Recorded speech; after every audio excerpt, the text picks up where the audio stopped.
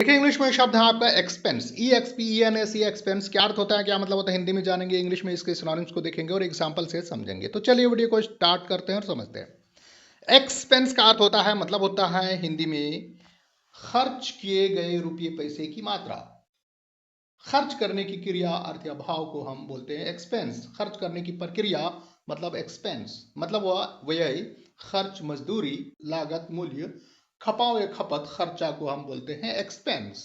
English में अर्थ होता है, मतलब होता है सिनोनिम से। Money spent on something is called expense, that is expenditure या कॉस्ट या प्राइस।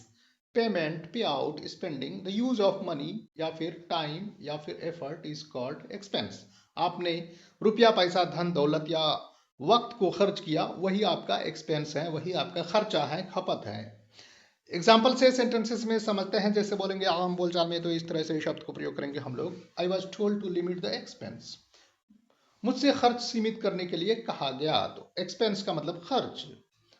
दूसरा example, he travelled at his companies expense या कॉस्ट, उन्होंने अपने कंपनी के खर्चे पर यात्रा की।